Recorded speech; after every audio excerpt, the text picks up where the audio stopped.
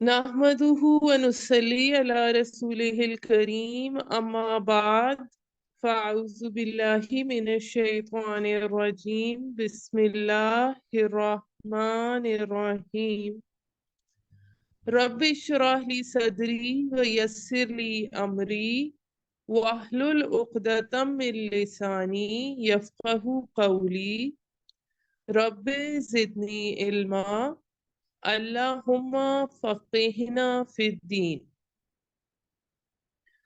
آج ہم اپنے دورہ قرآن کی ابتدا تعارف قرآن سے کر رہے ہیں۔ تعارف قرآن کے بارے میں جب ہم بات شروع کرتے ہیں تو پہلا سوال جو ہمارے ذہن میں آتا ہے وہ یہ ہے کہ قرآن مجید کے بارے میں ہمارا عقیدہ کیا ہے۔ تو اس کے بارے میں یا یوں کہہ لیں کہ ہمارا ایمان کیا ہے۔ تو اس چیز کو ہم اس طرح بیان کر سکتے ہیں کہ قرآن کے بارے میں پہلی چیز جس پر ہم یقین رکھتے ہیں وہ یہ ہے کہ قرآن اللہ تعالی کا کلام ہے۔ پھر دوسری چیز یہ ہے کہ یہ محمد رسول اللہ صلی اللہ علیہ وآلہ وسلم پر نازل ہوا ہے۔ اور تیسری چیز جس پر ہم یقین رکھتے ہیں وہ یہ ہے کہ یہ ہر اعتبار سے محفوظ ہے۔ اس کی حفاظت کا ذمہ خود اللہ تعالیٰ نے لیا ہے۔ اگر ان شارٹ ہم قرآن کے بارے میں عقیدے کے بارے میں اپنی بات کریں، اب قرآن مجید جو اللہ تعالیٰ کا کلام ہے اس کے حوالے سے اگر ہم بات کریں تو ہمیں یہ پتہ چلتا ہے کہ اگر ہم ان جنرل اپنی زندگی میں دیکھتے ہیں تو کسی شخص، اب ہم ایک انسان کی ہی ظاہر مثال لے سکتے ہیں، ہم ایک انسان کی مثال لیتے ہیں تو اس کا جو کلام ہوتا ہے وہ اس کی شخصیت کی عکاسی کرتا ہے، اس کی ریفلیکشن کرتا ہے کہ وہ کتنی اس کی تعلیم ہے، وہ کن حالات میں پلا بڑا ہے، شہر کا ہے، گاؤں کا ہے، دیندار ہے، یہ سب چیزیں اس کے کلام سے ظاہر ہوتی ہیں۔ تو اللہ تعالی کا جو کلام ہے وہ اللہ تعالی کو ریفلیکٹ کر رہا ہے، اللہ تعالی کی عکاسی کر رہا ہے۔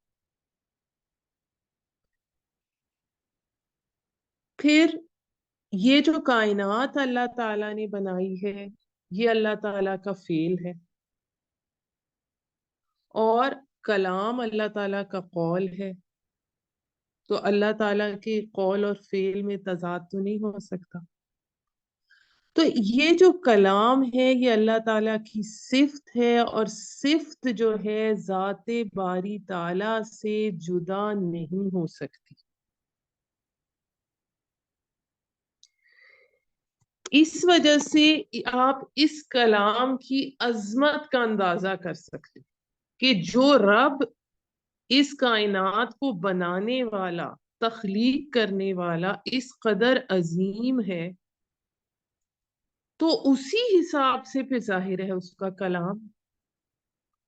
اسی لیے قرآن مجید میں سورہ حشر کی آیت نمبر 21 میں آتا ہے لو انزلنا هذا القرآن على جبل لرأيته خاشعا متصدعا من خشية الله وتلك الأمثال نضربها للناس لعلهم يتفكرون۔ اگر ہم اس قرآن کو کسی پہاڑ پر اتار دیتے تو تم دیکھتے وہ اللہ کی خشیت اور خوف سے دب جاتا اور پھٹ جاتا۔ یہ مثالیں جو ہم لوگوں کے لیے بیان کرتے ہیں تاکہ وہ غور کریں. تو اس سے ہمیں قرآن کی عظمت کا اندازہ ہوتا ہے.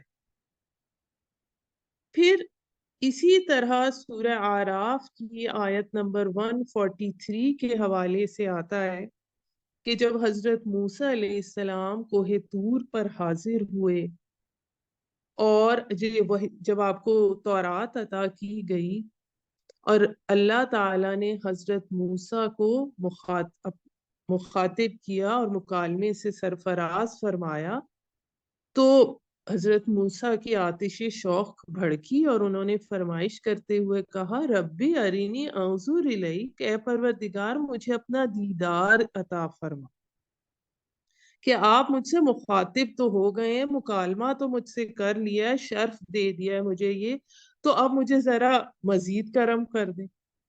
تو کیا جواب ملا؟ لن ترانی، موسیٰ تم مجھے ہرگز نہیں دیکھ سکتے، وَلَٰكِنِ انظُرْ إِلَى الْجَبَلِ، لیکن دیکھو اس پہاڑ کی طرف، میں اس پر اپنی ایک تجلی ڈالوں گا، چنانچہ اگر وہ پہاڑ اپنی جگہ پر قائم رہ جائے تو پھر تم بھی گمان کر لینا کہ تم مجھے دیکھ سکو گے.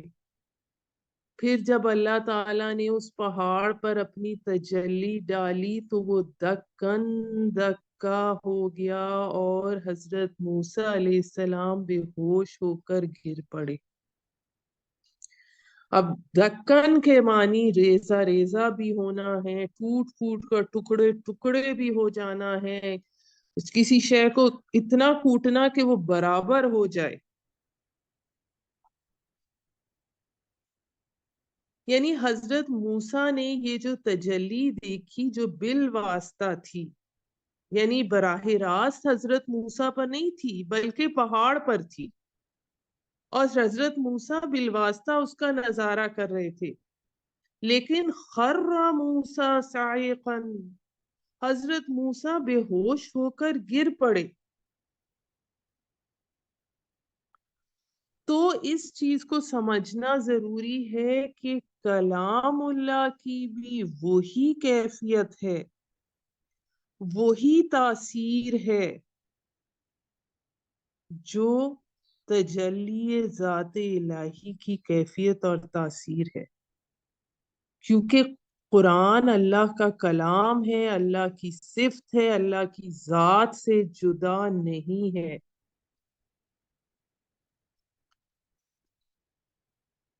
تو سب سے پہلے تو ہمیں اس میں اس کلام کی عظمت کا اندازہ ہوتا ہے کہ یہ کتنا عظیم کلام ہے.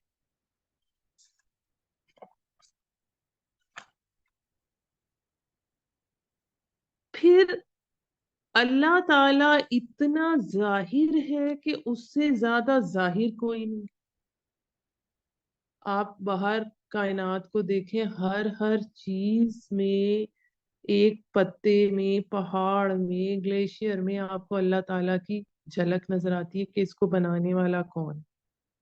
لیکن اللہ تعالیٰ اتنا چھپا ہوا بھی ہے کہ اس سے زیادہ چھپا ہوا کوئی نہیں. یعنی کہ اللہ تعالیٰ کے ہم یہ متشابہات میں سے کہ اللہ تعالیٰ کی ذات کے حوالے سے ہم نہیں اندازہ کر سکتے. کچھ باتیں ملتی ہیں وہ ہم بعد میں ڈسکس کریں گے، لیکن ہم کلیئرٹی سے کچھ نہیں کہہ سکتے. اسی طرح یہ جو اللہ کا کلام ہے، یہ ایک عام انسان کے سمجھنے کے لیے تو اتنا آسان بھی ہے کہ وہ بنیادی احکامات سیکھ لے، اور جو تدبر کرنا چاہے اس میں اس کے لیے اتنا چھپا ہوا بھی ہے کہ زندگیاں کافی نہیں ہوتی، اور اس کا انسان تدبر کرتا جائے، اس کی ڈیپتھ میں جاتا جائے اور موتی نکالتا جائے. اب دوسری ہمارے اس میں جو ایک اور چیز یہ آتی ہے کہ اب اللہ کا کلام ہونے کی اس کا ثبوت جو ہے وہ اس کی تورات میں بھی اس کی گواہی ہے. تو اس میں آتا ہے کہ میں ان کے تورات میں آتا ہے میں ان کے بھائیوں میں سے ان کے لیے تیری مانند ایک نبی برپا کروں گا اور اس کے منہ میں اپنا کلام ڈالوں گا، وہ ان سے وہی کچھ کہے گا جو میں ان سے کہوں گا۔ ان کے بھائیوں میں یعنی بنی اسماعیل میں، تیری مانند یعنی غیر اسرائیلی۔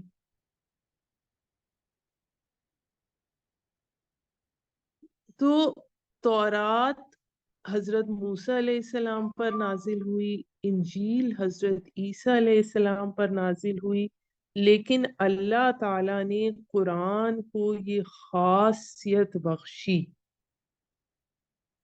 کہ اس کے بارے میں یہ آیا ہے کہ میں اس کے منہ میں اپنا کلام ڈالوں گا، اور کلام منہ میں ڈالنا یعنی کہ یہ قول ہے۔ اب قول کس کا ہے؟ تو سورہ الحاقہ میں آتا ہے إِنَّهُ لَقَوْلُ رَسُولٍ كَرِيمٍ وَمَا هُوَ بِقَوْلِ شَاعِرٍ قَلِيلًا مَا تُؤْمِنُونَ وَلَا بِقَوْلِ كَاهِنٍ قَلِيلًا مَا تَذَكَّرُونَ۔ یعنی یہ قرآن جو ہے سب سے پہلے اللہ کا قول ہے، پھر قول محمد صلی اللہ علیہ وآلہ وسلم ہے۔ اور وہ کیسے ہے قول محمد؟ کیونکہ بیچ میں وہ قول جبرائیل ہے جو حضرت جبرائیل علیہ السلام نے آپ صلی اللہ علیہ وآلہ وسلم تک پہنچایا،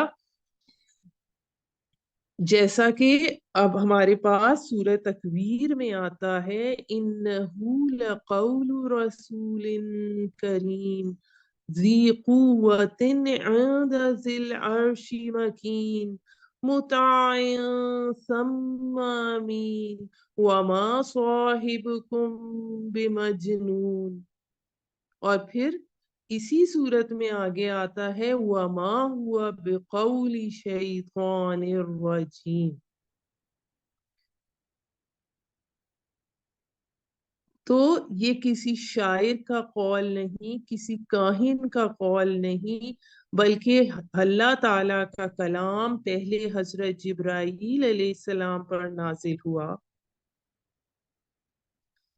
اور جو نہایت ہی جلیل القدر فرشتے ہیں،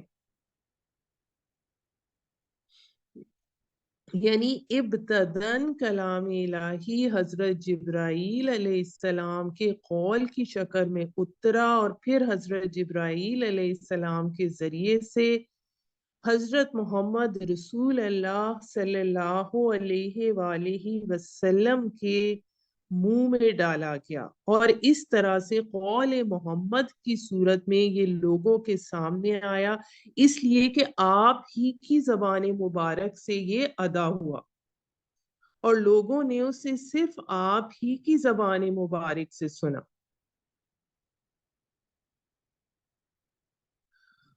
تو یہ تو ہمارے پاس اس حوالے سے ڈیٹیل آتی ہے۔ پھر ہمارے پاس اس میں جو ہم نے دوسرا پوائنٹ ڈسکس کیا تھا وہ یہ تھا، یہ ہو گیا کہ یہ محمد رسول اللہ صلی اللہ علیہ وآلہ وسلم پر نازل ہوا ہے، اور تیسرا پوائنٹ ہمارے پاس یہ ہے کہ یہ محفوظ ہے۔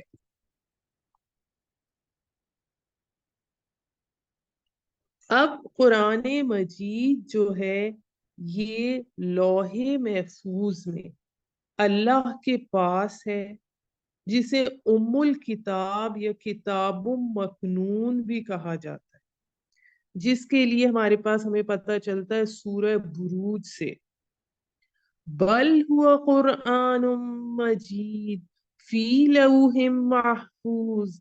یہ قرآن نہایت بزرگ اور برتر ہے اور یہ لوح محفوظ میں ہے۔ اور پھر سورہ واقعہ میں آتا ہے انہ لقرآن کریم فی کتاب مکنون لا یمسہ الا المطہرون۔ یہ تو ایک کتاب ہے بڑی کریم، بہت عزت اور بہت باعزت، اور ایک ایسی کتاب جو چھپی ہوئی ہے से छू ही नहीं सकते मगर वही जो बहुत पाक कर दिए गए हैं। फिर एक और मकाम पे आता है सूरह अबसा में, फी सुहुफिम मुकर्रमा मरफूअतिम मुतहहरा बिअयदी सफरा किरामिम बररा। ये ऐसे सहीफों में दर्ज है जो मुकर्रम हैं, बुलंद मर्तबा हैं, पाकीज़ा मुअज़्ज़ज़ और नेक कातिबों के हाथों में रहते हैं। और फिर सूरह ज़ुख़रफ़ में आता है, व इन्नहु फी उम्मिल किताबि लदैना लअलियुन हकीम। ये तो दर हकीकत असल किताब में हमारे पास महफूज है, बड़ी बुलंद मर्तबा और हिकमत से लबरेज। अब इसमें ये समझना जरूरी है कि हमारे पास उसकी नकल मौजूद है और असल जो है वो लौहे महफूज में है। अल्लाह ताला ने इस कलाम को इंसानों की हिदायत के लिए नाजिल फरमाया और ता क़यामत इसे महफूज फरमा दिया और नापाक हाथों से छूने से मना फरमा दिया।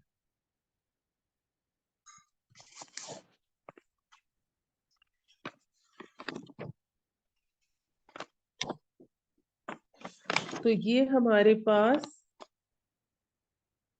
अब ये 3 पॉइंट्स आ गए। इसके बाद हमारे पास जो एक और पॉइंट इसमें आता है वो ये आता है कि कलाम इलाही की जो सूरतें हैं वो कौन कौन सी हैं।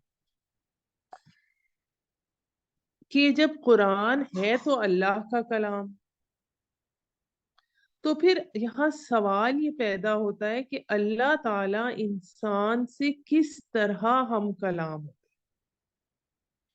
उसका हमें पता चलता है सूरह शूरा की आयत नंबर 51 से कि किसी बशर का ये मकाम नहीं है कि अल्लाह उससे रूबरू बात करे। उसकी बात या तो वही यानी इशारे के तौर पर होती है या पर्दे के पीछे से, या कोई पैगंबर भेजता है और वो उसके हुक्म से जो कुछ वो चाहता है वही करता है। यकीनन वो बरतर और हिकमत वाला है।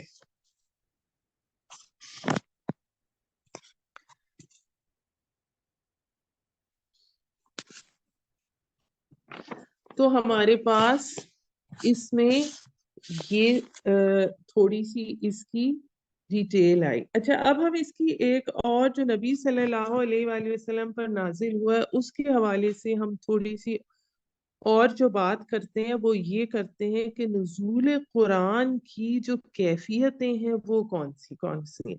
यानी कुरान एक इंजाल होती है हुआ है और एक तंजील उसकी, यानी एक जो हमारे पास वर्ड्स आते हैं वो इस तरह से आते हैं, अनजला युनजिलु या नज़ला युनजिलु। अब अनजला का मतलब एक दफा में ही उतरना और नज़ला का मतलब रफ्ता रफ्ता में उतरना। इसको इस तरह से, अब ये दोनों अल्फाज कुरान मजीद के लिए आते हैं, इंजाल का कम लफ्ज इस्तेमाल हुआ है और बकसरत तंजील का लफ्ज इस्तेमाल हुआ, यानी तदरीजन रफ्ता रफ्ता थोड़ा थोड़ा नाजिल किया जाना। इसके हवाले से जो हमारे पास इंजाल का लफ्ज आया है वो सूरह कदर में आया है, इन्ना अंज़लनाहु फी लैलतिल कद्र। या फिर हमारे पास सूरह दुखान में आया है, इन्ना अंज़लनाहु फी लैलतिन मुबारका।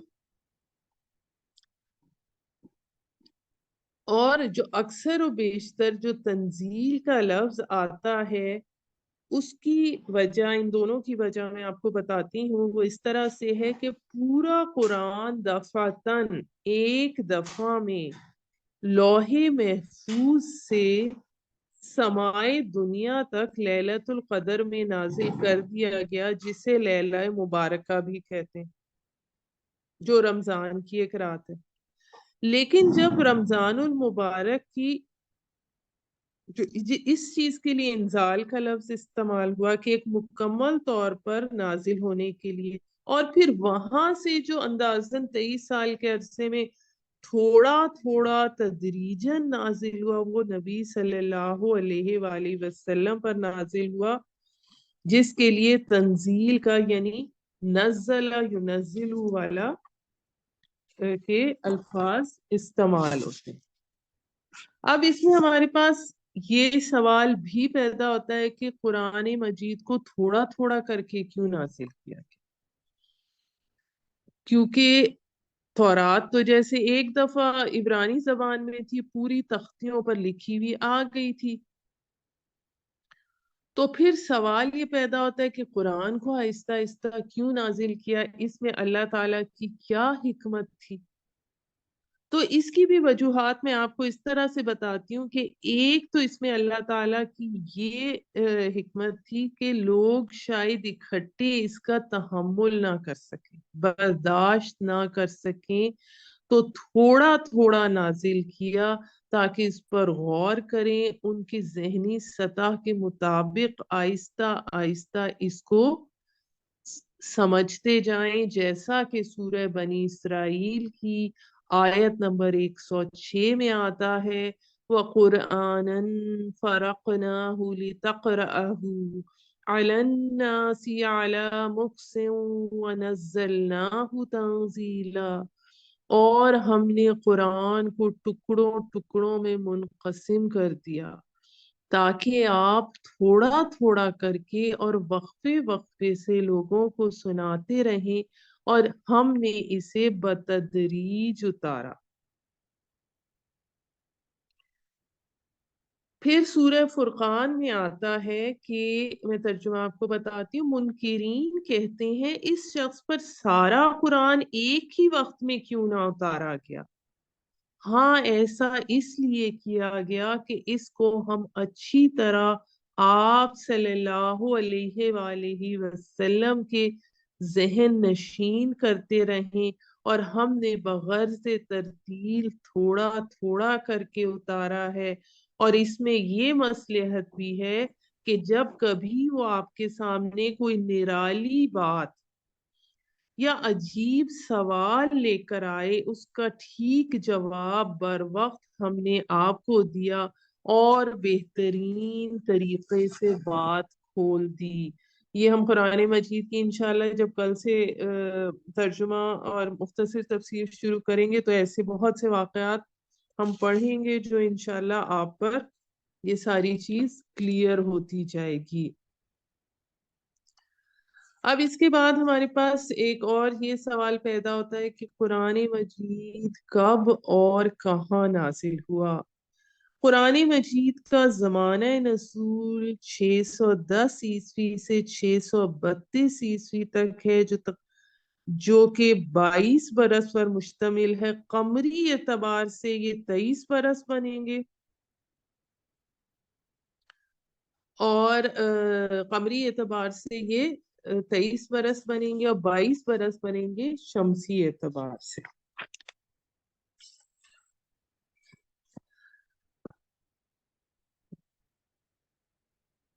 پھر ہمارے پاس یہ کہ یہ اس کے نزول کی جگہ کون سی ہے؟ تو اس کا جواب یہ ہے کہ قرآن مجید پورا کا پورا حجاز میں نازل ہوا۔ آغاز وحی کے بعد حضور صلی اللہ علیہ وآلہ وسلم کا کوئی سفر حجاز سے باہر ثابت نہیں ہے۔ آغاز وحی سے قبل آپ نے متعدد سفر کیے ہیں، آپ شام کا سفر کرتے تھے، یمن بھی جاتے تھے، لیکن اس کے بعد کا آپ کا ایسا کوئی سفر ثابت نہیں ہے۔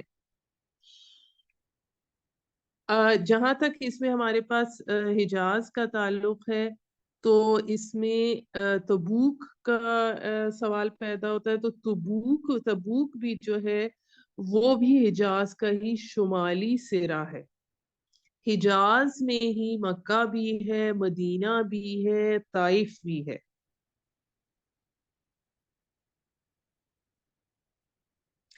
صرف 2 آیات اس اعتبار سے مستثنا ہیں کہ جو حجاز میں نازل نہیں ہوئی، کیونکہ وہ زمین پر نہیں بلکہ آسمان پر نازل ہوئی. حضرت عبداللہ بن مسعود رضی اللہ تعالیٰ عنہ سے صحیح مسلم میں روایت ہے کہ شب معراج میں اللہ تعالیٰ نے جو آپ کو 3 تحفے دیے، ان میں نماز کی فرضیت اور 2 آیات قرآنی تھیں. یہ آیات سورہ بقرہ کی آخری 2 آیات ہیں، آمن الرسول سے شروع ہو کے، جو عرش کے 2 خزانے ہیں جو محمد رسول اللہ صلی اللہ علیہ وآلہ وسلم کو شب معراج میں عطا ہوئے. تو یہ 2 آیات اس چیز سے مستثنا ہے کہ یہ زمین پر نازل نہیں ہوئی بلکہ آپ کو سدرۃ المنتہا پر دی گئیں، جس وقت آپ خود آپ 7ویں آسمان پر تھے، جبکہ باقی پورا قرآن آسمان سے زمین پر نازل ہوا ہے اور حجاز میں نازل ہوا ہے.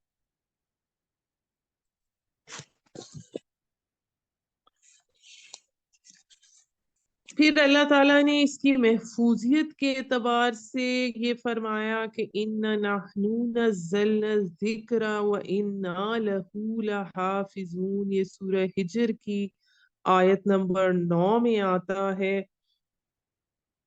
اور پھر سورہ حامیم سجدہ کی آیت نمبر 42 میں آتا ہے لا یأتیہ الباطل من بین یدیہ ولا من خلفہ تنزیل من حکیم حمید.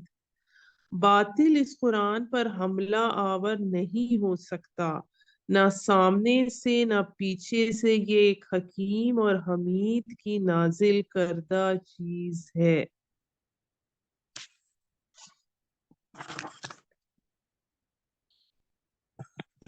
اب اگر اس حوالے سے ہم دیکھیں تو جو تورات جو پچھلی کتابیں تھیں اس میں مختلف جنگوں میں وہ اصل کتاب نہیں رہی، جس کی وجہ سے اس میں تبدیلیاں آ گئیں، جبکہ قرآن کی ہر آیت اپنی خود حفاظت کرتی ہے.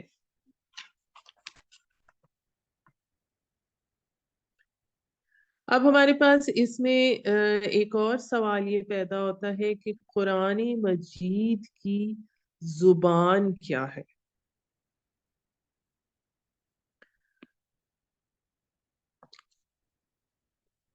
اب اس میں قرآن، پہلی بات تو یہ ہے کہ عربی جو ہے اس میں قرآن مجید جو ہے وہ عربی کی بھی معراج ہے،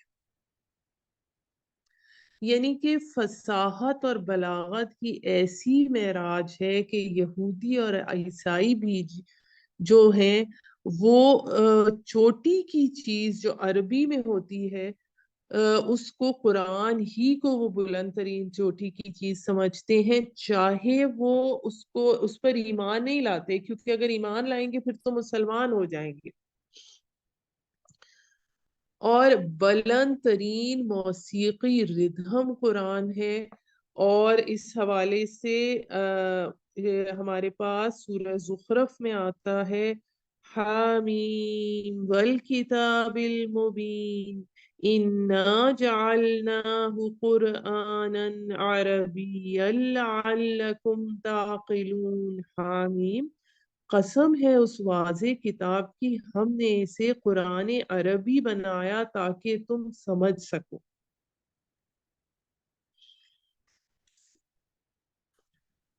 پھر سورہ زمر میں آتا ہے قرآنً عربیًا غیر ذی عوج لعلہم یتقون. ایسا قرآن جو عربی زبان میں ہے جس میں کوئی ٹیڑھ نہیں ہے تاکہ وہ بچ کر چلیں، یعنی کہیں کجی نہیں ہے، اس کی زبان بہت سلیس ہے، شستہ ہے، واضح ہے، پہیلیاں بجھوانے کا انداز نہیں ہے۔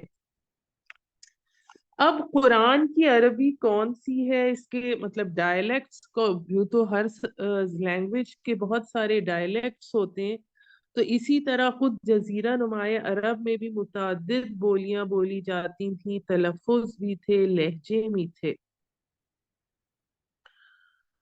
تو قرآن یہ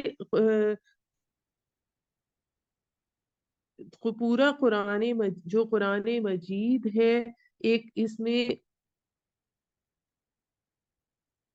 یہ عربیوں کی بدوؤں کی زبان تھی۔ جو عربی اس کی ہے، عربی فصیح، یہ اس حوالے سے میں آپ کو بتاتی چلوں کہ یہ عربی ایک ایسی زبان ہے کہ دنیا میں دوسری کوئی زبان بھی ایسی نہیں جو 1400 برس سے ایک ہی شان اور ایک ہی کیفیت کے ساتھ باقی ہو۔ اب اگر آپ اردو زبان کو ہی دیکھتے ہیں تو 100-200 سال پرانی اردو زبان قابل سمجھ نہیں ہوتی، وہ بہت مشکل ہوتی ہے سمجھنی۔ لیکن عربی فصیح زبان ہے۔ تو یہ اصل میں جو یہ قرآن کی عربی ہے، یہ حجاز کے بدوؤں کی زبان تھی۔ پورا قرآن حکیم حجاز میں نازل ہوا، قلب محمدی صلی اللہ علیہ وآلہ وسلم پر نازل ہوا۔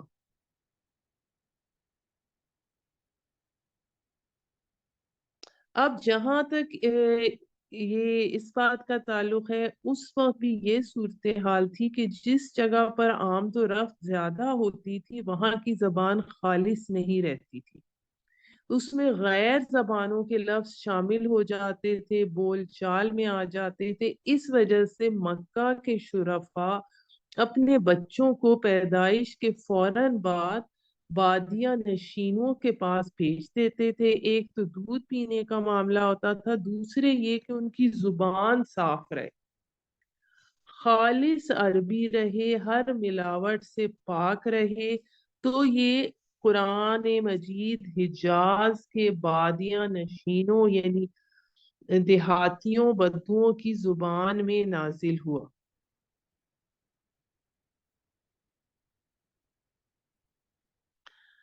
اب اس کے بعد ہمارے پاس تھوڑا سا ہم اس کو بات کو مختصر کرتے ہیں۔ اب قرآن مجید کے جو مختلف اسماء اور صفات ہیں، قرآن کے اسماء اور صفات میں 55 ناموں کی فہرست آتی ہے، اور یہ بھی مکمل نہیں ہے، اس سے بھی زیادہ ہیں۔ تو ہم جس میں سے جو امتیازی نام جو سب سے زیادہ استعمال ہوتا ہے وہ القرآن ہے، الذکر ہے، الہدیٰ ہے، النور ہے، الفرقان ہے۔ اب ہم اس کے اور ان میں سے قرآن مجید کی مختلف شانوں اور صفاتوں کے لیے جو قرآن مجید میں الفاظ آئے ہیں، اس میں سے کچھ کا ہم یہاں ذکر کرتے ہیں۔ جیسا کہ آتا ہے سورہ واقعہ میں، اِنَّهُ لَقُرْآنٌ کریم، تو کریم بھی قرآن کا نام ہے۔ پھر سورہ یاسین میں آتا ہے یاسین والقرآن الحکیم، اب اس میں حکیم بھی قرآن کے ناموں میں سے اس کی صفت ہے۔ پھر اس کے بعد ہمارے پاس آتا ہے شفاء آتا ہے، موعظہ آتا ہے، مجید، بصائر، بشرا، اور اس کے علاوہ مبارکن بھی آتا ہے، جیسا کہ سورہ صاد میں آتا ہے کتاب انزلناہ الیک مبارکن، جیسا کہ ہم نے اپنی کلاس کا اس نام سے لیکچرز ڈالے ہیں۔ تو یہ مبارکن بھی جو ہے یہ قرآن کی شان ہے، صفت ہے، اس کے ناموں میں سے ہے۔ اب ہمارے پاس ایک اور یہ سوال پیدا ہوتا ہے کہ قرآن کا جو لفظ ہے وہ نکلا کہاں سے؟ اس حوالے سے ایک رائے تو یہ ہے کہ اس کے مطابق اس کا مادہ جو ہے وہ قرن ہے، اور ایک رائے جو ہے اس کے مطابق اس کا مادہ قاف، را اور حمزہ ہے، اور قرن جو ہے اس کے بارے میں یہ آتا ہے قرینہ اور قرائن سے بنا ہے، اور قاف را حمزہ تو ہمیں بہت کلیئر ہے قرأ یقرؤ سے نکلا ہے، اور قرأ میں جمع کرنے کا مفہوم بھی ہے، اور اس قرآن کے بارے میں یہ بھی آتا ہے ان معنی سے کہ قرآن مجید وہ جو ہے جہاں پر اللہ کا کلام جمع کیا گیا ہے، کہ جب یہ اللہ کی ساری آیات جمع ہو گئیں تو قرآن مجید بن گیا، اس میں اللہ کی آیات اس میں اکٹھی ہیں۔ پھر اس کے بعد ہمارے پاس اگلا سوال یہ ہے کہ قرآن کا اسلوب کیا ہے؟ کیا یہ شعر ہے؟ کیا یہ نثر صورتحال میں ہے؟ تو اس کے بارے میں بھی ہم ہر چیز کا ریفرنس قرآن کے اندر سے ہی لے رہے ہیں، جیسا کہ سورہ یاسین میں آتا ہے وَمَا عَلَّمْنَاهُ الشِّعْرَ وَمَا يَنبَغِي لَهُ، ہم نے اپنے اس رسول کو شعر سکھایا ہی نہیں، نہ ان کے شایان شان ہے۔ اور شعراء کے بارے میں تو سورہ شعراء میں آ چکا ہے، اور شاعروں کی پیروی تو وہی لوگ کرتے ہیں جو گمراہ ہوں، کیا تو نے نہیں دیکھا کہ ہر وادی میں گھومتے رہتے ہیں، اور یہ کہ وہ کہتے ہیں جو نہیں کرتے۔ اس کے حوالے سے ہمارے پاس ایک واقعہ اس طرح سے بھی آتا ہے کہ ایک مرتبہ سیرت کا ایک دلچسپ واقعہ ہے، حضور صلی اللہ علیہ وآلہ وسلم نے ایک شعر پڑھا اور اس میں غلطی ہوئی۔ اس پر حضرت ابو بکر رضی اللہ تعالیٰ عنہ مسکرائے اور عرض کیا کہ میں گواہی دیتا ہوں کہ یقیناً آپ اللہ کے رسول ہیں، اس لیے کہ اللہ نے فرمایا وَمَا عَلَّمْنَاهُ الشِّعْرَ وَمَا يَنبَغِي لَهُ، تو واقعتاً آپ کو شعر یعنی شعر کے وزن سے، اس کے بحث سے کوئی مناسبت نہیں۔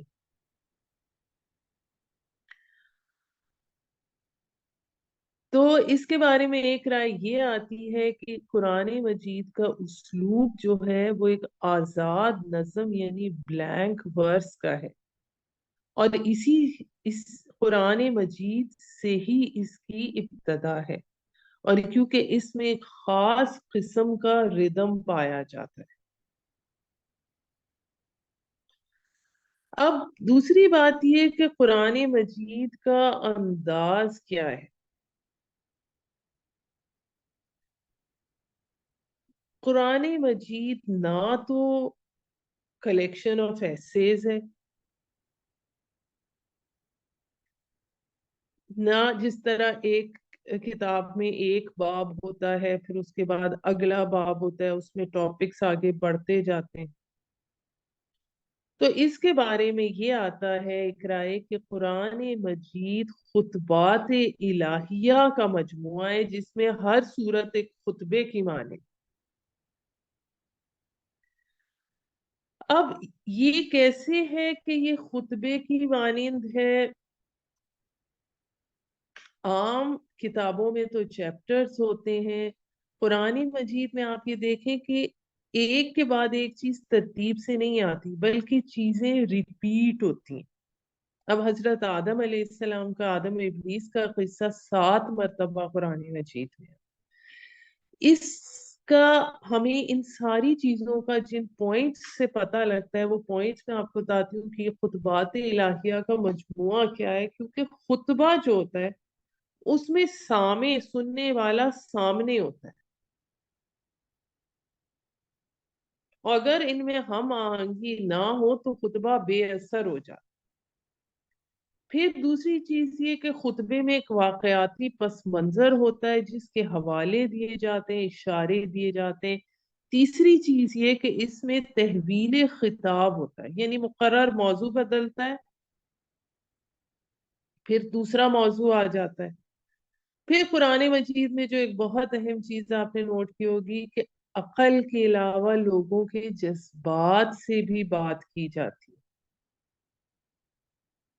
پھر اول اور آخر خطبے کا جامع ہوتا ہے مطلع اور مقطع، جسے ہم شاعری میں کہتے ہیں. جیسے اس کے لیے آپ کے پاس بہت مثالیں، سورہ بقرہ کا اول اور آخر، سورہ کہف کا اول اور آخر.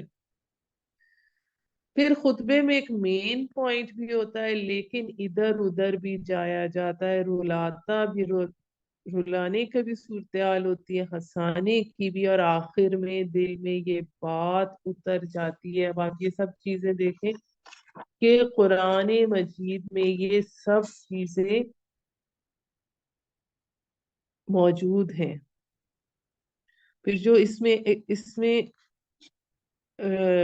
آیات کے آخری الفاظ قافیے کی طرح ہوتے ہیں جس میں ایک صوتی آہنگ پایا جاتا ہے. اس کے بعد اب ہم بات کرتے ہیں قرآن مجید کی ترکیب اور تقسیم کی. یعنی آیتوں اور سورتوں کی ترکیب اور تقسیم. تو ہمیں یہ پتہ چلتا ہے کہ قرآن مجید کا سب سے چھوٹا یونٹ آیت ہے. لفظ آیت کے معنی نشانی کے ہیں. قرآنی آیت گویا اللہ تعالیٰ کے علم و حکمت کی ایک نشانی ہے. یعنی کائنات میں ہر طرف اللہ کی نشانیاں موجود ہیں. یعنی کہ یوں تو ہر شے ایک نشانی ہے، ہم خود بھی، ہمارے اندر کی ایک ایک چیز بھی اللہ تعالیٰ کی نشانی ہے. تو پھر اس کے بعد ہمارے پاس جو سورتیں اور اس کی جمع سور، تو اس کے حوالے سے ہمارے پاس یہ پتا ہونا چاہیے کہ آیات کا جو تعین ہے وہ کسی گرامر، بیان یا نحو کے اصول پر نہیں ہے. اس میں کوئی اجتہاد داخل نہیں ہے، بلکہ آیات کے لیے ایک اصطلاح توقیفی استعمال ہوتی ہے. یعنی یہ رسول اللہ صلی اللہ علیہ وآلہ وسلم کے بتانے پر موقوف ہے. یعنی ہم دیکھتے ہیں کہ بہت سی آیات، بہت لمبی لمبی آیت الکرسی 10 اس کے مکمل جملے، اور لیکن بعض آیات حروف مقطعات پر بھی مشتمل ہے، جیسے حامیم، یہ ایک آیت جس کا کوئی مفہوم نہیں، ہمیں نہیں معلوم یوں کہ. تو اس میں کہاں آیت مکمل ہونی ہے اور چھوٹی ہونی ہے، بڑی ہونی ہے، یہ نبی کریم صلی اللہ علیہ وآلہ وسلم کا بتایا ہو. البتہ ان کی تعداد میں کہ کتنی آیات ہیں اس میں تھوڑا سا رائے، اس میں مختلف ہمارے پاس روایات بھی ملتی ہیں. یہ تو اتفاق ہے کہ آیات کی تعداد 6000 سے زائد ہے. ایک رائے کے مطابق 6666 ہے. اب اس میں اس کی کم زیادہ ہونے کی ایک وجہ یہ بھی ہے کہ بسم اللہ کو ہر مرتبہ آیت شامل کیا جاتا ہے یا نہیں، کیونکہ 113 سورتوں کے شروع میں بسم اللہ آئی ہے. تو اگر ہر مرتبہ شمار کیا جائے یا نہ کیا جائے تو اس سے 113 جو ہیں آیات کم یا زیادہ ہو جاتی. پھر ہمارے پاس جو اس کی آیتیں جمع ہو کے جو صورتیں بنتی ہیں، جس کا صورت کا لفظ سور سے ماخوذ ہے. اب سور کے معنی کیا ہے؟ اس کے معنی فصیل کے آتے، یعنی پچھلے زمانے میں ہر شہر کے باہر ایک فصیل ہوتی تھی جو شہر کا احاطہ کرتی تھی، شہر کی حفاظت کا کام دیتی تھی. حد بندی کرتی تھی. تو آیات کو جو جب جمع کیا جاتا گیا تو جو فصیلیں وجود میں آئیں وہ سورتیں کہلائیں. فصل جو کہتے ہیں علیحدہ کرنے والی شے کو کہتے ہیں. تو یعنی ایک سورت دوسرے سورت سے علیحدہ ہو رہی ہے. فصیل علیحدگی کی بنیاد ہے اور فصیل کے لیے سور کا لفظ استعمال ہوتا ہے اور پھر یعنی سورت سے. اور یہ سورتیں ابواب نہیں ہے جیسے کتابوں میں باب ہوتے ہیں. ان کے لیے چیپٹرز کا لفظ استعمال نہیں ہو سکتا.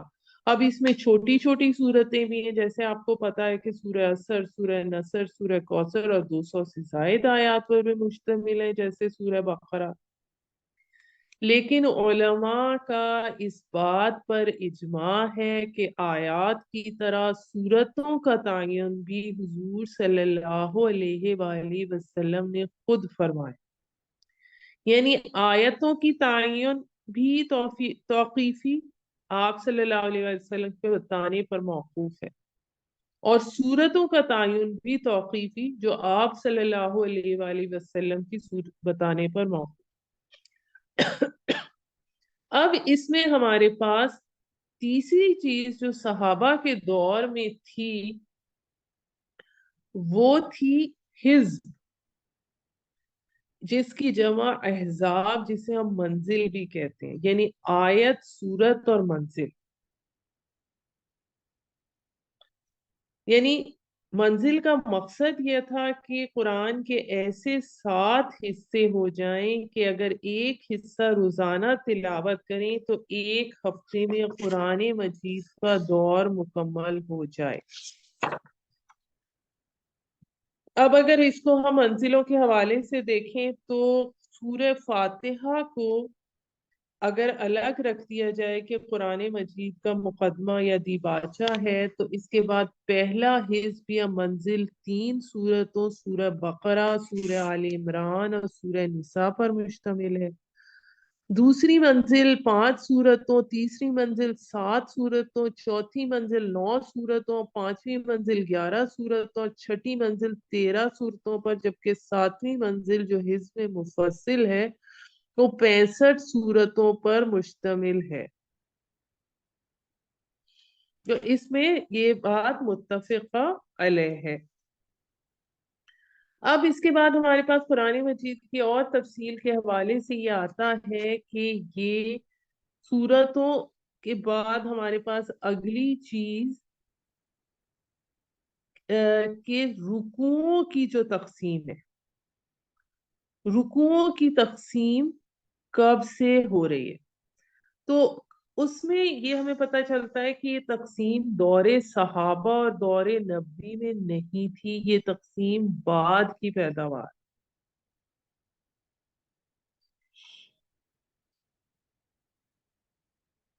عام طور پہ تلاوت کی وہ مقدار جو ایک رکعت میں بآسانی پڑھی جا سکتی ہے ایک رکوع پر مشتمل ہوتی ہے، رکوع رکعت سے بنا ہے.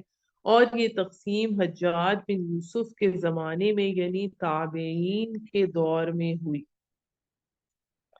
پھر ہمارے پاس ایک اور جو تقسیم ہے قرآن مجید کی وہ ہے ہمارے پاس پاروں کی شکل میں. پاروں کی شکل میں یہ تقسیم کب ہوئی؟ تو یہ تو اور بھی بعد کی میں کی گئی ہے. اور یہ تقسیم اگر آپ دیکھیں تو بہت تھوڑی اس میں فصیلیں صورتوں کی توڑی گئی ہیں جیسے آپ سورہ ہجر کا دیکھتے ہیں.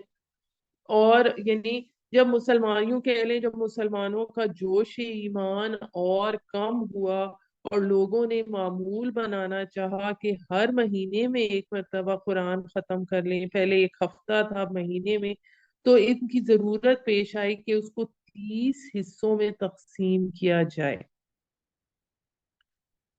اور اس کے لیے پھر یہ ہمیں اس میں سورہ ہجر میں جیسے ہم دیکھتے ہیں کہ ایک آیت اس کی 13ویں پارے میں باقی 14ویں پارے.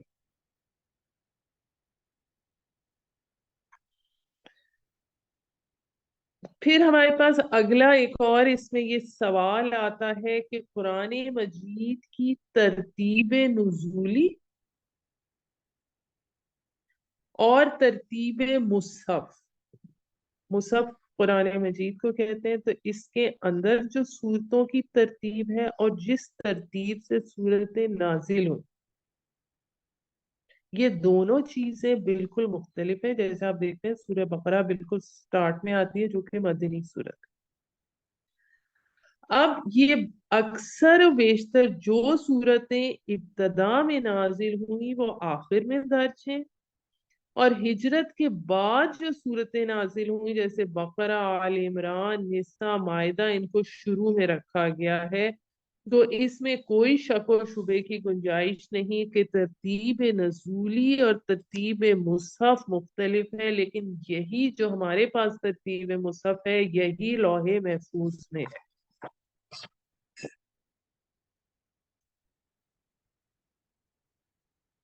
اب اس حوالے سے ہمارے پاس ایک دو اور جو سوال پیدا ہوتے ہیں وہ یہ پیدا ہوتے ہیں کہ قرآن مجید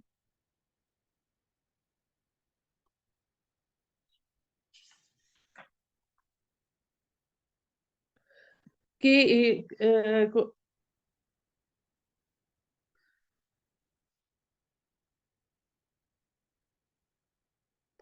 کہ ہمارے کے قرآن مجید کی تدوین کے حوالے سے ایک اور چیز تدوین سے اس میں اور ہم پہلے یہ ذکر کرتے ہیں کہ قرآن مجید کی ہر سورت کا ایک عمود ہے۔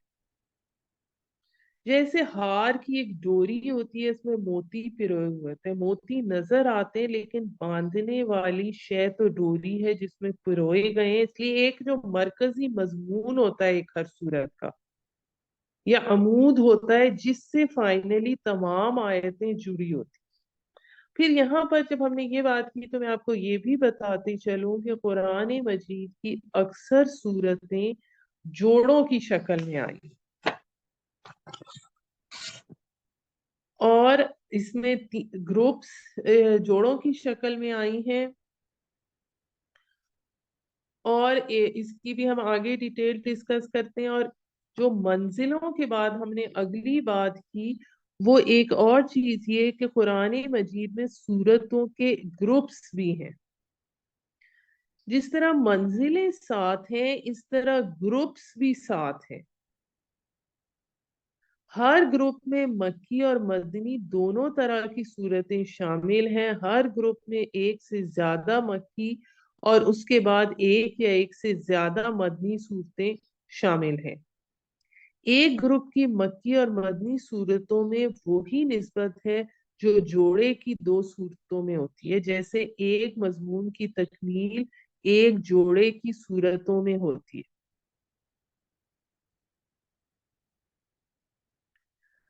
تو ہمارے پاس اگر اس حساب سے دیکھا جائے تو سب سے بڑا گروپ پہلا ہے جس میں مکی صورت صرف سورہ فاتحہ یعنی ہے، سورہ فاتحہ ہے، جبکہ مدنی صورتیں چار ہیں جو 6.25 پاروں پر پھیلی ہوئی ہیں، یعنی سورہ بقرہ، سورہ آل عمران، سورہ نساء اور سورہ مائدہ۔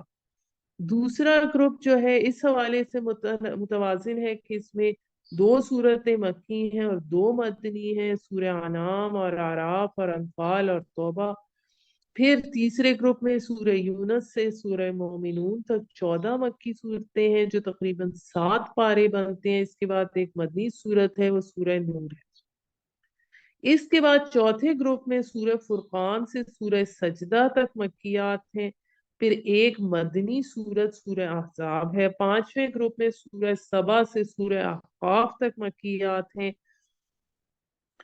اور پھر 3 مدنی صورتیں سورہ محمد، سورہ فتح اور سورہ حجرات ہیں۔ چھٹے گروپ میں سورہ قاف سے سورہ واقعہ تک 7 مکیات ہیں، پھر 10 مدنیات ہیں سورہ تحریم تک۔ پھر 7ویں گروپ میں بھی پہلے مکی صورتیں ہیں اور آخر میں 2 مدنی صورتیں۔ اب ان میں جو جوڑوں والی صورتحال ہے وہ بعض جگہ تو بہت نمایاں ہوتی ہے، جیسے معوذتین میں آتا ہے سورہ فلق اور سورہ ناس کا۔ اس کے علاوہ جیسے شروع میں سورہ بقرہ اور سورہ آل عمران میں آتا ہے، پھر سورہ ضحیٰ اور سورہ انشراح میں آتا ہے، پھر سورہ تحریم اور سورہ طلاق میں آتا ہے۔ تو یہ ساری چیزیں ہمیں اس میں پتہ لگتی ہیں۔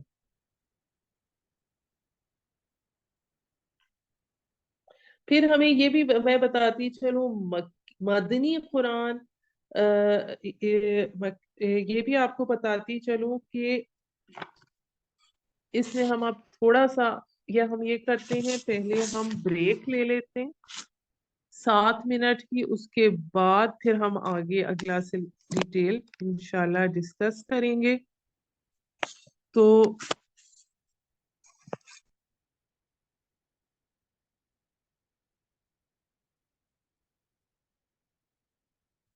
5 منٹ کی ہم بریک لیتے ہیں، اس کے بعد پھر انشاءاللہ کنٹینیو کرتے ہیں۔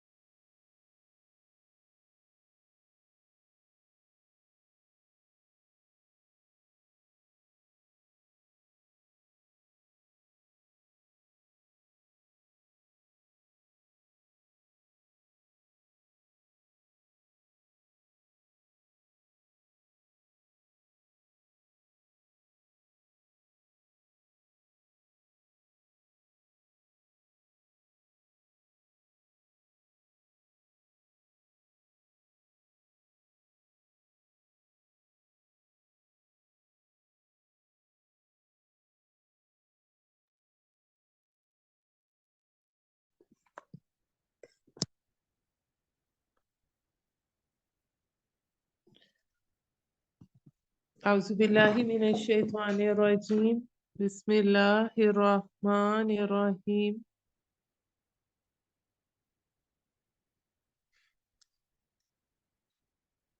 इसके बाद हम तदवीन कुरान का जिक्र करते हैं, उसके बारे में मुख्तसरन डिस्कस करते हैं। कुरान मजीद की तदवीन 3 मराहिल में मुकम्मल हुई।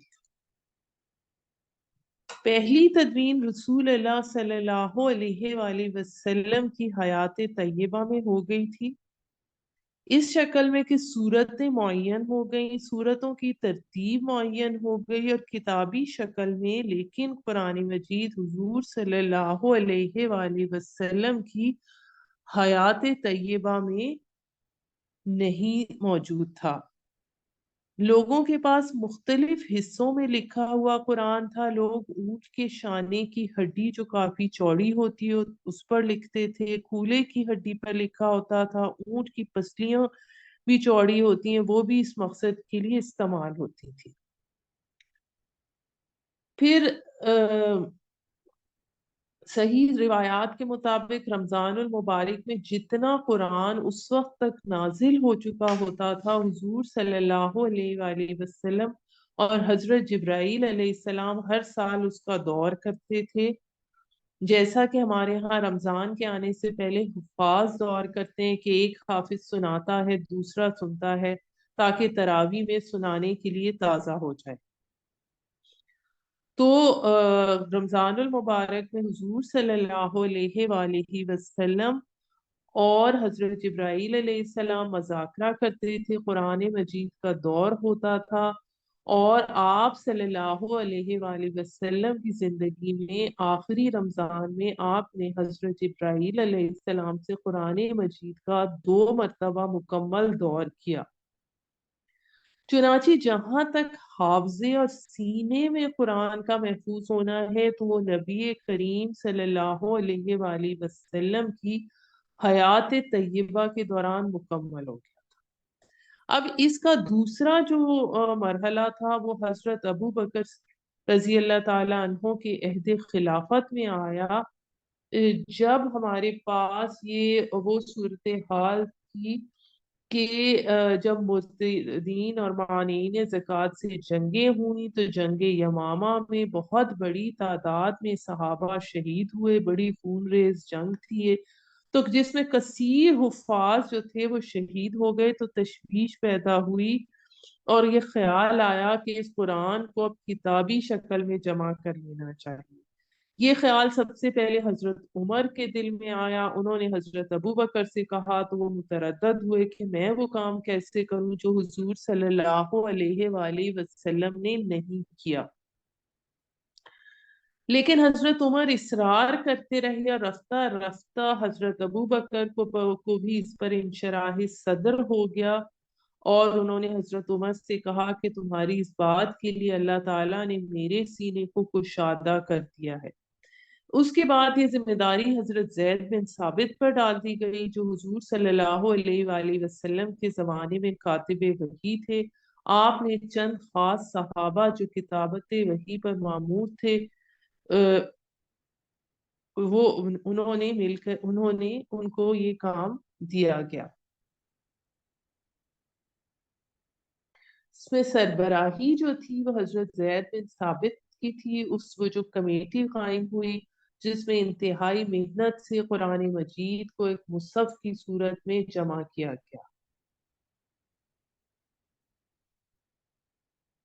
फिर जब इसमें हजरत अबू बकर सिद्दीक की मजलिस शूरा में ये मसला ज़ेर गौर आया कि हुजूर सल्लल्लाहु अलैहि वसल्लम के दौर में तो कुरान मजीद किताबी शक्ल में नहीं था, तो अब ये जब किताबी शक्ल में आया है तो इसका नाम क्या रखा जाए। एक तजवीज ये दी गई कि इसका नाम भी इंजील रखा जाए और मुख्तलिफ इसमें राय दी गई। तो हजरत अब्दुल्ला बिन मसूद ने ये तजवीज पेश की कि इसका नाम मुसहफ होना चाहिए। انہوں نے کہا کہ میرا آنا جانا حبشہ ہوتا ہے، وہاں کے لوگوں کے پاس ایک کتاب ہے، اسے مصحف کہتے ہیں، اور مصحف کے لفظ پر اتفاق اور اجماع ہو گیا، اور یہ حضرت ابو بکر کے ہی عہد خلافت میں حضرت عبداللہ بن مسعود کی تجویز پر مصحف نام رکھا گیا، اور لوگوں کا اس پر اجماع ہوا، اور اس طرح تدوین کا یہ دوسرا مرحلہ مکمل۔ پھر ہمارے پاس اگلا جو مرحلہ آیا اس میں یہ مسئلہ تھا کہ عربوں کی زبان تو ایک تھی لیکن بولیاں مختلف تھیں، الفاظ کے لہجے مختلف تھے، تو سب کو اجازت دی گئی کہ وہ اپنے اپنے لہجے کے اندر قرآن پڑھ لیا کریں تاکہ سہولت رہے، ورنہ بڑی مشقت کی ضرورت تھی کہ سب لوگ اپنے لہجے بدلیں۔ لیکن حضرت عثمان رضی اللہ تعالیٰ عنہ کے زمانے تک پہنچتے پہنچتے یہ نوبت آ گئی کہ مختلف لہجوں میں لفظی قرآن فرق کے ساتھ بھی قرآن پڑھا جانے لگا۔ کوئی شخص قرآن پڑھ رہا ہوتا، دوسرا کہتا یہ غلط پڑھ رہا ہے، یوں نہیں ہے جیسے میں پڑھ رہا ہوں وہ صحیح ہے۔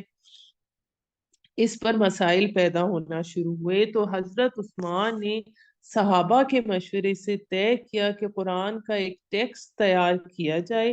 اس ٹیکسٹ کے لیے لفظ رسم ہے، رسم الخط کا لفظ ہم استعمال کرتے ہیں، اور پھر اس حوالے سے وہ حضرت عثمان رضی اللہ تعالیٰ عنہ نے اسے ایک جو یہ مختلف قرأتوں اور لہجوں میں قرآن مجید کی تلاوت پر اختلاف ہوا تھا، تو انہوں نے ایک رسم الخط پہ قرآن پہ سب کو متفق کر دیا،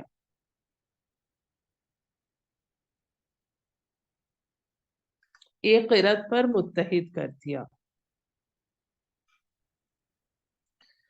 اب یوں سمجھیں کہ اس کو ہم اس طرح سے کہہ سکتے ہیں کہ اگر ہم اس کی ان شارٹ میں جائیں تو آیات قرآنیہ تو رسول اللہ صلی اللہ علیہ وآلہ وسلم کے زمانے میں جمع ہو چکی تھیں، صورتیں بھی آپ کے زمانے میں وجود آ چکی تھیں، صورتوں کی تدوین ہی نہیں بلکہ ترتیب بھی آ چکی تھی، کتابی شکل میں قرآن حضرت ابو بکر کے زمانے میں جمع ہوا، اور پھر حضرت عثمان اور حضرت ابو بکر کے زمانے میں 10-15 سال کا فصل ہے، جس میں حضرت عثمان کی یہ بات سمجھنا ضروری ہے کہ حضرت عثمان آیات قرآنی کے جمع کرنے والے نہیں ہیں، بلکہ امت کو قرآن کے ایک ٹیکسٹ، ایک رسم الخط پر جمع کرنے والے ہیں۔ اس لیے آج دنیا میں جو مصحف موجود ہے وہ مصحف عثمان کہلاتا ہے، کہ مصحف عثمان میں رسم الخط اور ٹیکسٹ معین ہو گیا کہ اب قرآن اسی طریقے سے لکھا جائے گا اور یہی پوری دنیا کے اندر آفیشل ٹیکسٹ ہے۔ یعنی بہرحال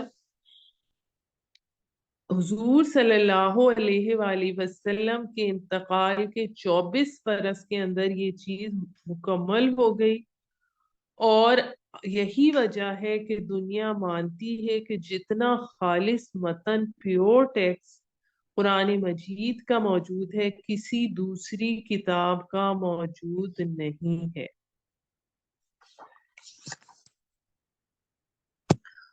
اگلی چیز جو ہمارے پاس ڈسکشن کے لیے ہے وہ یہ ہے کہ قرآن مجید کا موضوع کیا ہے۔ اس چیز کو سمجھیں کہ قرآن مجید کوئی سائنس کی کتاب نہیں ہے، قرآن مجید کوئی فلسفے کی کتاب نہیں ہے، قرآن مجید کا موضوع جو تو انسان یعنی انسان کی ہدایت ہے۔ انسان کی ہدایت کے لیے جگہ جگہ قرآن مجید میں آتا ہے ہدی للمتقین، ہدی للناس، ہدی ورحمت للمومنین، تو یہ انسان کی ہدایت کے لیے بھیجا گیا ہے۔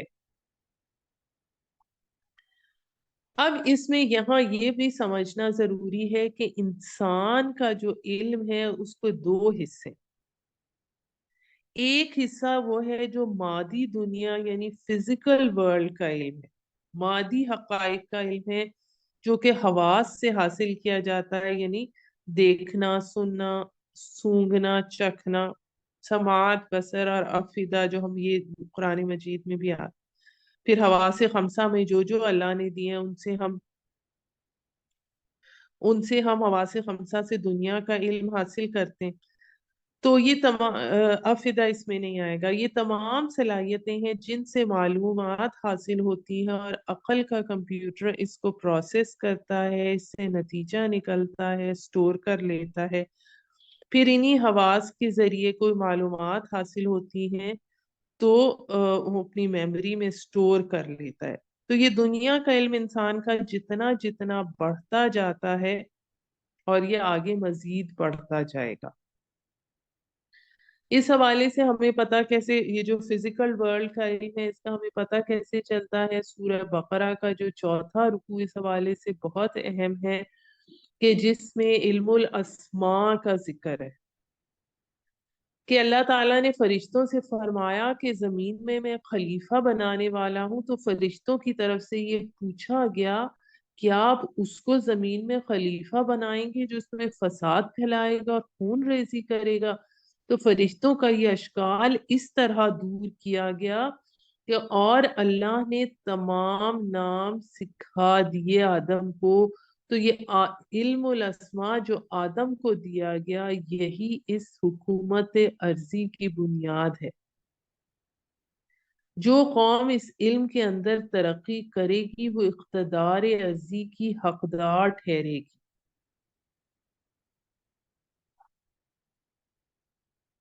यानी यूं समझे जैसे आम की गुठली में आम का पौधा दरख्त होता है, वही गुठली है तो जो आप जमीन में दबाते हैं, फिर अगर वहां पानी पड़ता है जमीन में, रोईदगी की भी सलाहियत है, तो गुठली फले फूलेगी, फटेगी, पत्ते फल फल निकलेंगे, पौधा परवान चढ़ेगा। यानी ये जो इंसान के पास फिजिकल वर्ल्ड का इल्म है, ये अगर अच्छे तरीके से इस्तेमाल किया जाए तो खैर का जरिया बनता है, वरना ये शर का जरिया बनता है। दूसरा, अल्लाह ताला ने इंसान को जो इल्म दिया वो इल्म हिदायत का,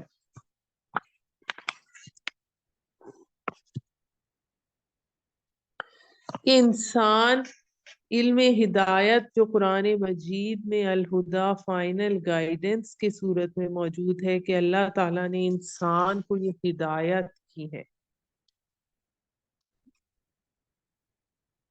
कुरान में कामिल हिदायत है।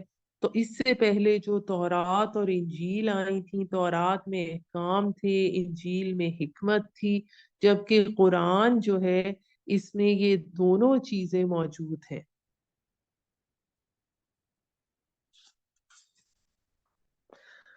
अब कुरान से, अगर यूं कहिए कि कुरान में हमारे पास बहुत सी चीजें जो हैं वो कुछ महकमात हैं, कुछ मुतशाबिहात हैं।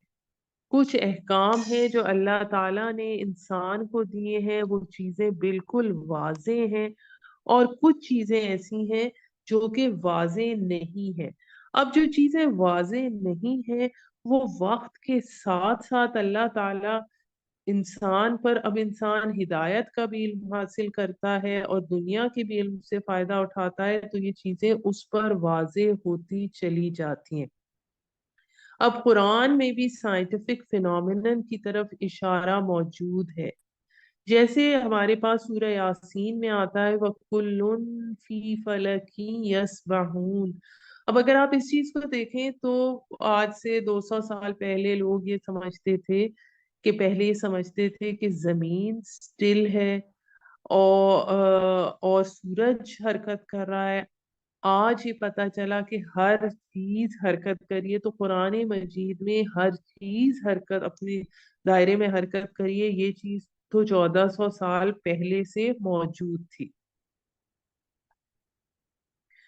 फिर हमारे पास इसमें डॉक्टर मॉरिस बुकाई जो एक फ्रांसीसी सर्जन थे, उसके हवाले से भी हमें इल्म है कि उन्होंने जो फिरौन की बॉडी के मिलने के हवाले से कुरान मजीद में आयत मौजूद है, وہ اس پر یہ جب معلوم ہوا کہ پہلے سے یہ اس کتاب میں موجود ہے تو ایمان لے آئے تھے. پھر انہوں نے کتاب لکھی the Quran and the Bible and the science. پھر اس کے علاوہ ایمبریولوجی کے حوالے سے نطفہ، علقہ، مضغہ، عظامن، فکسونا لحمن. تو ہمارے پاس یہ ساری چیزیں موجود ہیں. قرآن میں جوں ہمارا دنیا کا علم، فزیکل ورلڈ کا علم ترقی کرتا چلا جائے گا، قرآن کی چیزیں جو ہمیں ابھی نہیں بھی سمجھ آ رہی وہ ود ٹائم ہمارے اوپر واضح ہوتی چلی جائیں گی. جیسے میں نے آپ سے بات کی کہ انسان کی تخلیق کے جو مراحل ہیں نطفہ، علقہ، مضغہ والے، تو یہ آپ آج سے 1400 سال پہلے تو ریڈیولوجی کا علم نہیں تھا، الٹرا ساؤنڈ پہ سب کچھ نہیں آ جاتا تھا، لیکن قرآن میں یہ سارے سٹیپس موجود ہیں. لیکن اس وقت کے انسان کو یہ بات آیت سمجھ میں نہیں آتی تھی. آج ہم اس حد تک اس تک پہنچے.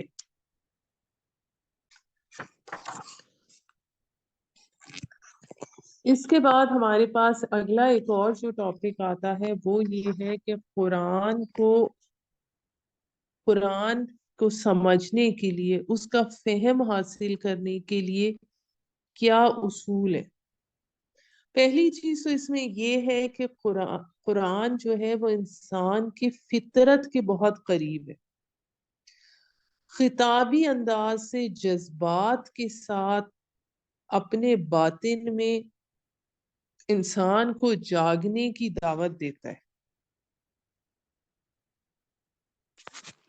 انسان کو جاگنے کی دعوت دیتا ہے اور کہ وہ اس دنیا کو جانے، اس میں جو اللہ تعالیٰ کی نشانیاں موجود ہیں اور پر غور کرے اور یہ سوچے کہ اسے اس دنیا میں کیوں بھیجا گیا ہے.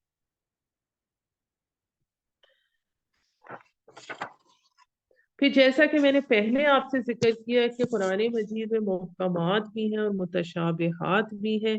عالم متشابہات میں عالم غیب کی خبریں، عالم ارواح، عالم برزخ، عالم آخرت، اور سائنس کا جہاں تک ہمارا علم جہاں تک پہنچا ہے اس کے جو نہیں معلوم وہ سب متشابہات میں سے ہے. پھر میں آپ کو یہ بھی بتاتی چلوں، جوں ہم قرآن کی تفسیر پڑھتے جائیں گے، ہر آیت کی ایک تعویل خاص ہے، ایک تعویل عام ہے. تعویل خاص سے مراد یہ ہے کہ دیکھیے ہر آیت جو نازل ہوئی وہ اس وقت اس کا کیا شان نزول تھا، کس صورت حال میں وہ نازل ہوئی، اور ہر آیت کے بارے میں چونکہ یہ قرآن تا قیامت ہر انسان کے لیے ہے تو ان سب لوگوں کے لیے اس کی کیا ایک عام تعویل ہے، اس سے ہم کیا رزلٹ ڈرا کرتے ہیں، ہماری آج کل کی زندگی کے حوالے سے کیا اس میں ہمارے لیے حکم ہے. یہ کسی خاص علاقے اور خاص انسان کے لیے تو نہیں ہے، یہ تو ابدی ہدایت. پھر جیسا کہ میں نے آپ سے اور قرآن کے حوالے سے ذکر کیا تذکر اور تدبر کا. قرآن مجید ایک عام انسان جس میں فہم زیادہ نہیں ہے وہ اس قرآن مجید کو اگر صرف بیسک عربی سمجھ کے جو ہے سمجھتا ہے تو وہ اس کے بیسک معنی سمجھ سکتا ہے. اور جو کوئی تدبر کرنا چاہے، اس کی ڈیپتھ میں جانا چاہے، تو جتنا آپ ڈیپتھ میں جاتے چلے جائیں آپ مزید آپ کو احساس ہوتا ہے کہ میرا علم بہت کم ہے. یہاں میں آپ کو یہ بھی بتاتی چلوں کہ قرآن جو ہے وہ ایسی چیز نہیں ہے کہ آپ ریفرنس بکس رکھ کے قرآن کو خود سمجھیں. ایک تو قرآن کے لیے استاد کا ہونا بہت ضروری ہے، اور دوسرے یہ کہ قرآن پر عمل بھی کرنا بہت ضروری ہے. کیوں قرآن پر عمل کرنا ضروری ہے؟ کیونکہ جب آپ نبی صلی اللہ علیہ وآلہ وسلم کی زندگی کے حوالے سے دیکھیں گے، ہر لمحے ان کی جد و جہد دین کو پھیلانے کی تو آپ خود جب دین کے لیے دین کے مراحل سے گزر رہے ہوں گے دین کو سیکھنے کی، تو ہی آپ صلی اللہ علیہ وآلہ وسلم کی اس جد و جہد کا किसी हद तक बहुत थोड़ा अंदाजा कर सकते हैं। सिर्फ एक इल्मी बात समझ लेने से इसका जौहर कभी वाज़े नहीं होगा। कुरान मजीद के बारे में आता है, जो अभी मैंने तज़क्कुर और तदब्बुर की बात की, वलक़द यस्सरनल कुरआन लिज़्ज़िक्रि फ़हल मिन मुद्दकिर। हमने कुरान को तज़क्कुर के लिए बहुत आसान, बस आन बना दिया, तो है कोई नसीहत हासिल करने वाला? यानी बेसिक अरबी सीख कर आप कुरान को समझ सकते हैं, जो हर इंसान पर फर्ज है। और तदब्बुर यानी गहराई में गौताजन होने के लिए ये दुनिया की, कायनात की मुश्किल तरीन किताब है। फिर हम इससे आगे चलते हैं, दो तीन हम और इसके हवाले से ये पॉइंट्स डिस्कस करते हैं कि कुरान का एजाज कुरान की क्या वजूहात। एजाज कुरान की जो वजूहात हैं, उसमें पहली चीज ये कि कुरान और नबी सल्लल्लाहु अलैहि वसल्लम एक दूसरे के शाहिद हैं।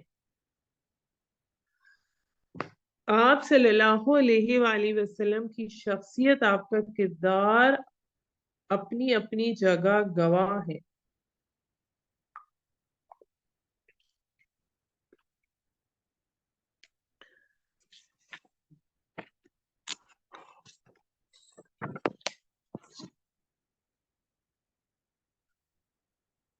फिर कुरान मजीद जो है, ये अल्लाह ताला की, इसके बारे में जो हमारे पास मुख्तलिफ आयात आती हैं, उस हवाले से जो एक कुरान मजीद और नबी सल्लल्लाहु अलैहि वसल्लम एक दूसरे की गवाही देते हैं, वो इस तरह आती है कि एक ऐसा रसूल है जो तुम्हें पढ़कर सुनाता है अल्लाह की आयात, जो हर शय को रोशन कर देने वाली है, ताकि ईमान वालों, लाने वालों और नेक अमल करने वालों को तारीकियों से निकाल कर रोशनी में ले आए। अब नबी सल्लल्लाहु अलैहि वसल्लम के और मोजों के अलावा जो असल मोजा है, वो कुरान मजीद है। मोजा यानी आजिज कर देने वाली शय। आजिज कर देने वाली शय से मुराद ये है, वैसे जो कि हमेशा के लिए, जिस वक्त मर्जी के लिए आजिज कर देने वाली हो, यानी इस जैसा कलाम ना तो कोई आज तक नहीं ला सका।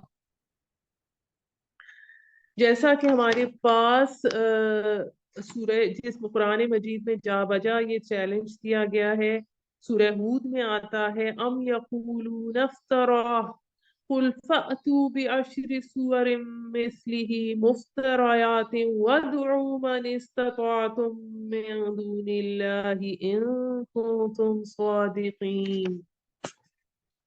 क्या ये कहते हैं कि ये कुरान खुद गढ़ लाया है? ए नबी सल्लल्लाहु अलैहि वसल्लम, इनसे कहिए बस तुम भी 10 सूरतें बना कर ले आओ, ऐसी ही घड़ी हुई, और बुला लो जिसको बुला सको अल्लाह के सिवा, अगर तुम सच्चे हो। फिर इसी तरह हमारे पास सूरह यूनुस में आता है कि एक ही सूरत बना लाओ।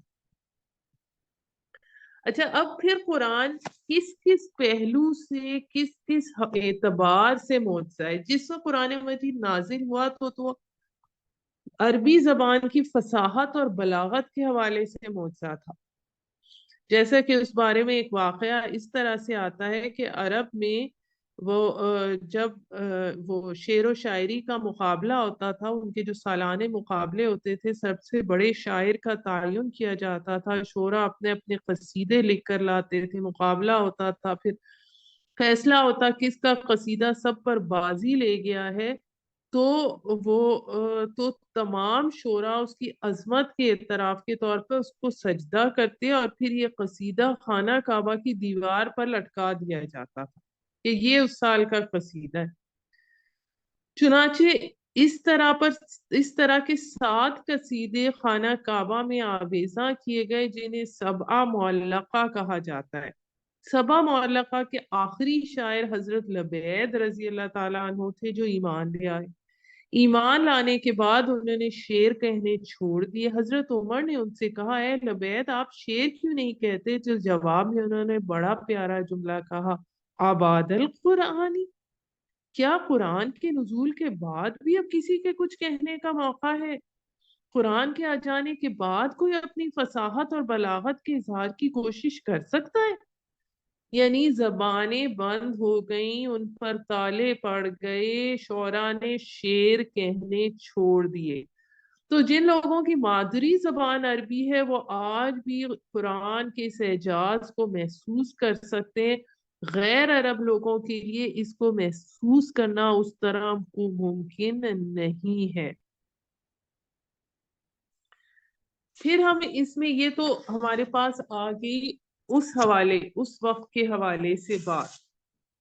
اب آج کل کے دور کے حوالے سے قرآن مجید سائنس کے حوالے سے بھی معجزہ ہے، جس میں آپ کو میں ایمبرالوجی کے حوالے سے بات کر چکی ہوں، ڈاکٹر مورس بکائی کے حوالے سے بات کر چکی ہوں۔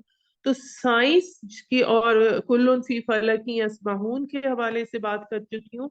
تو سائنس جو معجزہ ہے، سائنس کے حوالے سے یہ قرآن اب ہمارے لیے معجزہ ہے کہ دنیا کا بھی علم ہو اور دین کا بھی علم ہو، قرآن کا بھی علم ہو تدبر کے ساتھ، اور پھر اس کو میچ کر کے ہمیں قرآن کی آیتیں جو سچ ثابت ہو رہی ہیں وہ ہمارے سامنے آئے۔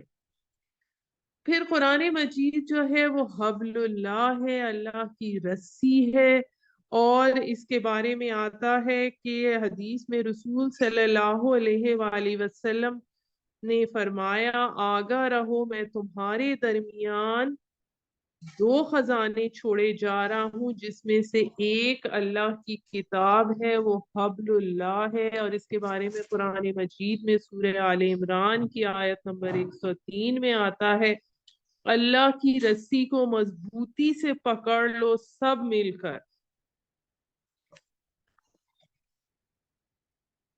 پھر قرآن مجید کے بارے میں آتا ہے، یہ حدیث میں قرآن حبل اللہ ہے اور نور مبین ہے، اور پھر یہ بھی آتا ہے کہ یہ قرآن اللہ کی رسی ہے جو آسمان سے زمین تک تنی ہوئی ہے۔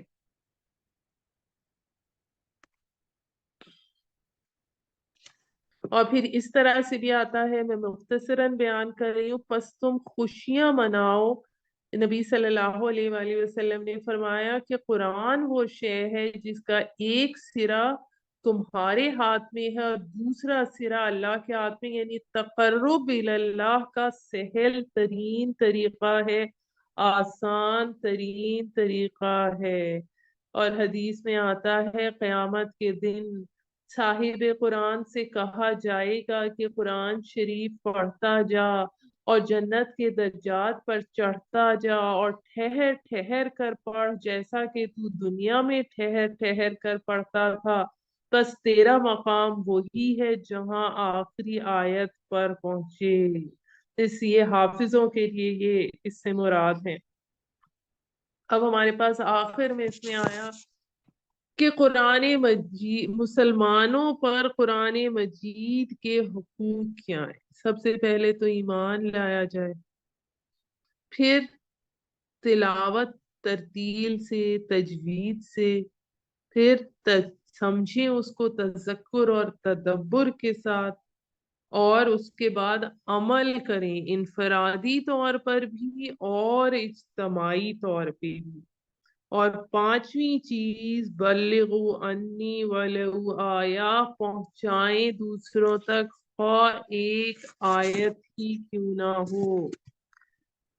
اللہ تعالی ہمیں اس بات سے محفوظ رکھے جو سابقہ امت مسلمہ یعنی یہود کے بارے میں سورہ جمعہ میں یہ الفاظ آئے ہیں، مثل الذین حملوا التوراة ثم لم يحملوها كمثل الحمار يحمل أسفارا بئس مثل القوم الذين كذبوا بآيات الله واللہ لا يهدي القوم الظالمین۔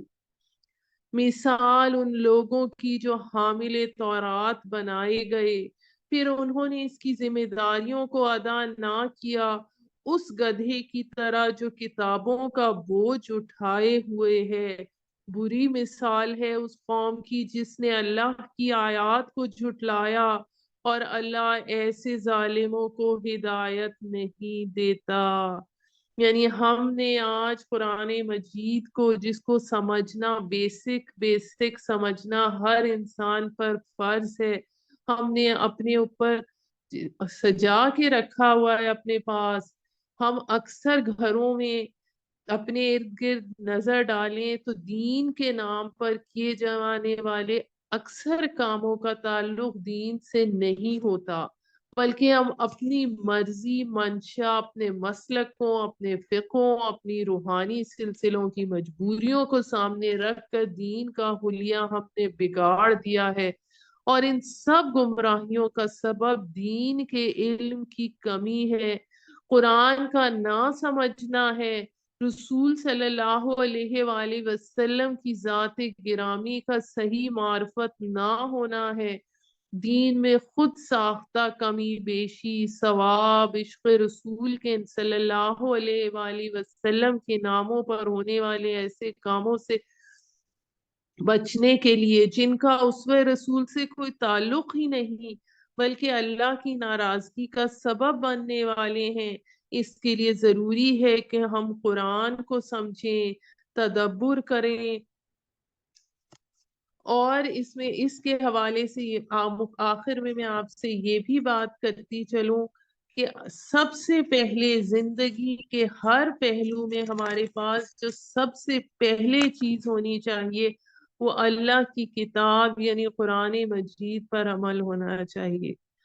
دوسری چیز حدیث پر عمل، حدیث اور سنت پر عمل۔ جہاں تک ہمارے مسلکوں کا تعلق ہے تو ہر بڑے جو امام تھے ان کا میں آپ کو قول بھی سنا دیتی ہوں، انہوں نے یہی کہا ہے کہ اللہ اور اس کے رسول کے حکم سے بڑھ کر کوئی چیز نہیں۔ امام ابو حنیفہ نے فرمایا جب حدیث صحیح ہو تو وہی میرا مذہب ہے۔ امام مالک نے فرمایا سرور کائنات کے سوا باقی ہر انسان کی بات کو قبول بھی کیا جا سکتا ہے اور رد بھی۔ اسی طرح امام شافعی نے کہا، امام احمد بن حنبل نے فرمایا کہ نہ میری تقلید کرو، نہ مالک کی نہ شافعی کی تقلید کرو، بلکہ کتاب و سنت سے دین کی تعلیم حاصل کرو۔ تو دین کے معاملے میں لوگوں کی تقلید کرنا بھی انسان کی کم فہمی کی علامت ہے۔ اللہ تعالی ہم سب کو قرآن کو زیادہ سے زیادہ سمجھنے اور اس پر عمل کرنے کی توفیق عطا فرمائے۔ سبحان ربک رب العزت عما یصفون، والسلام علی المرسلین، والحمد للہ رب العالمین۔